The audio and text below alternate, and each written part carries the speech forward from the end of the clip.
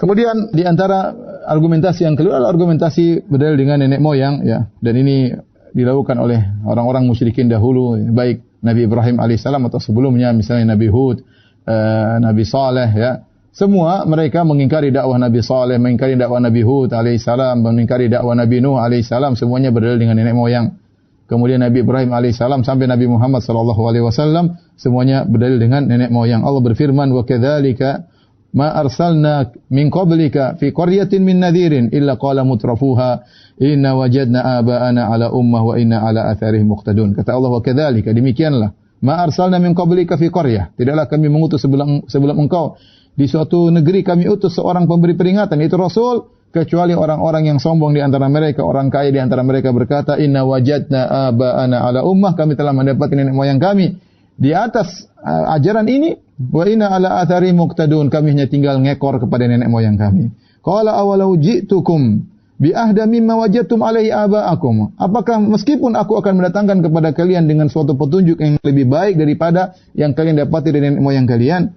Qalu inna bima ursiltum bihi kafirun, kata mereka dengan keangkuhan, kami kafir dengan apa yang kalian bawa hai para rasul. Kata Allah, fantaqamna minhum, maka kami pun membalas mereka, ya. Jadi berdalil dengan nenek moyang ini adalah dalil yang salah dengan tradisi, ya. Karena kita katakan nenek moyang kita tidak maksum. Kalau nenek moyang kita ada dalil bahwa nenek moyang kita maksum, maka kita ambil. Tapi siapa yang mengatakan nenek moyang kita maksum? Ya. Kemudian kita tahu nenek moyang banyak, ya. Nenek moyang siapa yang mau kita ikuti? Nenek moyang kami atau nenek moyang kita atau nenek moyang mereka atau nenek moyang engkau?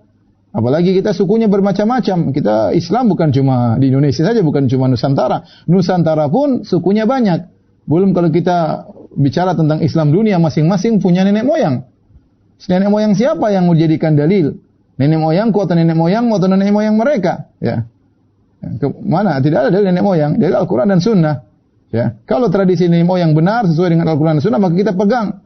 Kalau tradisi nenek moyang keliru, maka tidak boleh kita pegang. Apalagi ternyata, misalnya nenek moyang kita ternyata masih tersisa adat-adat dari berkaitan dengan sisa-sisa agama Hindu atau agama Buddha, atau sisa-sisa tradisi Nasara misalnya, kemudian dilakukan oleh nenek moyang kita, maka tidak boleh kita ikuti. Ya, oleh karenanya, salah satu kesalahan adalah berdalil dengan nenek moyang atau tradisi yang dipegang oleh sebagian orang, kemudian diyakini karena itu adalah tradisi nenek moyang. Kita bilang ini adalah pendalilan yang keliru karena tidak ada dalil Al-Quran yang menyatakan nenek moyang Anda benar, ya. Kemudian nenek moyang juga yang mana? Kita kan nenek moyang banyak.